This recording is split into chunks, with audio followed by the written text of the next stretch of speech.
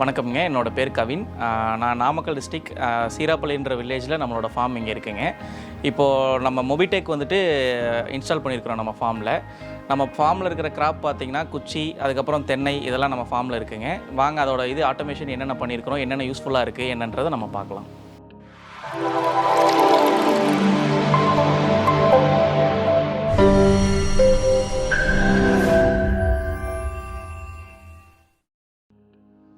இப்போ நம்மளோட ஃபார்ம் பார்த்திங்கன்னா இங்கே வந்துட்டு ஒரு 8 ஏக்கர் இருக்குங்க. இப்போ வந்துட்டு இவ்வளோ நாளாக காடு வந்துட்டு நம்ம விவசாயம் பார்க்குறதுக்கு, இப்போ அப்பாலாம் பிஸ்னஸ் லைனில் தான் இவ்வளோ நாளாக இருந்தாங்க.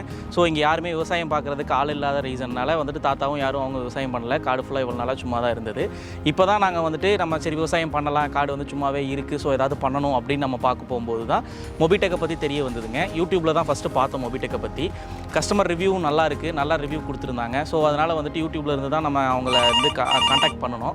கான்டாக்ட் பண்ணும்போது அவங்க நல்லா நமக்கு எக்ஸ்பிளைன் பண்ணாங்க, நல்லா அப்ரோச் பண்ணாங்க, நல்லா இருந்தது. அவங்க கொடுத்த எக்ஸ்ப்ளனேஷனாக இருக்கட்டும் எல்லாமே நல்லா பண்ணியிருந்தாங்க. அதுக்கப்புறம் வந்துட்டு நீங்கள் என்ன கிராப் பண்ண போகிறீங்க, என்ன தேவை உங்களுக்கு என்னன்றது, நம்மளோட தேவைக்கு தகுந்த மாதிரி அவங்க என்னென்ன தேவைன்றது எல்லாமே எக்ஸ்பிளைன் பண்ணாங்க. நம்ம அதுக்கப்புறம் ஃபஸ்ட்டு வந்து இங்கே தென்னை தான் பண்ணணும். தென்னை பண்ணிட்டு நம்ம இங்கே ஆளோட வேலையே தேவையில்லை, எல்லாமே ஃபுல் அண்ட் ஃபுல் நம்ம மொபைலில் ஆட்டோமேட்டிக்காகவே எல்லாமே ஆட்டோமேஷன் நம்ம பண்ணியிருந்தோம். ஸோ எல்லாமே மொபைல்லேயே நம்ம பண்ணுற மாதிரி ஈஸியாக இருந்தது. மொபிடெக்கோட ஆப்பில் வந்துட்டு நமக்கு மோட்டர் ஆன் பண்ணுறது, ஆஃப் பண்ணுறது, வால்வ் என்னென்ன வால்வ் வேணும் செலக்ட் பண்ணிக்கலாம். ப்ளஸ் வந்து டைமர் செட் பண்ணுறது எல்லாமே இருக்குங்க. டைமர்லேயே வந்துட்டு நம்ம மேனுவலாகவும் டைம் செட் பண்ணி நம்ம ஒரு 10 நிமிஷம், ஒரு மணி நேரம் டெய்லி எந்தெந்த இடத்துக்கு என்னென்ன வேணும்னு மாற்றியும் பண்ணிக்கலாம். இல்லை ரெகுலராக வந்துட்டு சைக்கிளிக்காக இந்த டைம் வந்துட்டு ஃபாலோ ஆகி அதுவே வந்துட்டு ஆன் ஆகிக்கணும், ஆஃப் ஆகிக்கணும் அப்படின்றதும் பண்ணிக்கலாம். ஆட்டோமேட்டிக்காக சைக்கிளிக் டைமரில் டெய்லியும் அதுவே ஓடிக்கும்.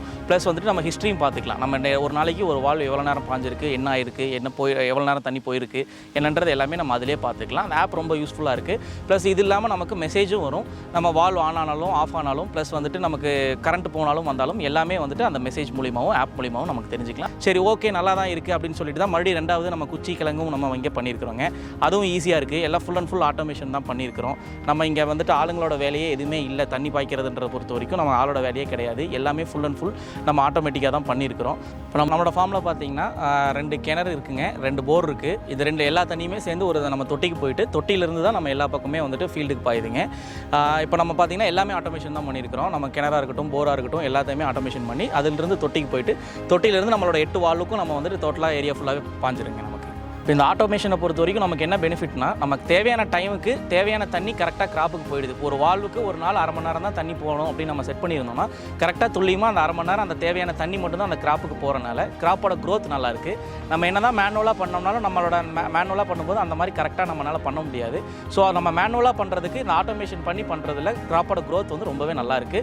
இப்போ வந்துட்டு எல்லாருமே ஆட்டோமேஷன் சொல்லும் போதுமே வந்துட்டு அது ரொம்ப காஸ்ட்லியாக இருக்கும், உங்களுக்கு வந்துட்டு எக்ஸ்பென்சிவாக இருக்கும். ஸோ அதனால் நமக்கு தேவையில்லாது அப்படின்ற மாதிரி நிறைய பேர் சொல்லுவாங்க.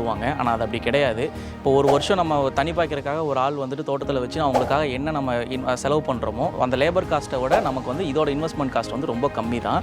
அதை கம்பேர் பண்ணும்போது நம்ம மெயினாக வந்து டென்ஷன் இருக்கிறது இல்லை. உங்களுக்கு இந்த ஒரு வருஷம் நீங்கள் இன்வெஸ்ட் பண்ணிட்டீங்கன்னா மறுபடியும் லைஃப் லாங் அது வந்துட்டு நீங்கள் எந்த பிரச்சனையும் இல்லாமல் அது பாட்டுக்கு உங்களுக்கு அந்த வேலை நடந்துகிட்ருக்கும். ஸோ அதனால் நீங்கள் யோசிக்கவே வேணாம். ஃப்யூச்சரில் இனிமேல் விவசாயத்துக்குள்ளே வரவங்க யோசிக்காமல் வந்துட்டு எல்லாமே ஆட்டோமேஷன் பண்ணலாம். ஆட்டோமேஷன் பண்ணுறதுனால உங்களுக்கு வந்துட்டு வேலையும் ஈஸியாக இருக்கும், பிரச்சனையும் இல்லாமல் இருக்கும். ஸோ இன்வெஸ்ட்மெண்ட் காஸ்ட் ரொம்ப கம்மி தான், அந்த காஸ்ட்லியெல்லாம் கிடையாது. நமக்கு இது ஃபுல்லாகவே நம்ம கோஆர்டினேட் பண்ணி கொடுத்தது வந்துட்டு நம்ம ஒரு டீலரான வந்துட்டு தினேஷ் அவர் தான் வந்து நமக்கு இது எல்லாமே பண்ணி கொடுத்தாருங்க. நல்லா சப்போர்ட் பண்ணாங்க. நல்லா நமக்கு வந்துட்டு எல்லாமே எக்ஸ்பிளைன் பண்ணி நமக்கு என்ன தேவை, நம்ம இடத்துக்கு என்ன இதுன்றது நம்ம எல்லாமே நல்லா பண்ணி கொடுத்தாங்க. நல்லா சப்போர்ட் பண்ணுறாங்க. சர்வீஸ் சப்போர்ட்டும் நல்லா இருக்குது, எல்லாமே நல்லா இருக்குங்க, ஒன்றும் ப்ராப்ளம் இல்லைங்க.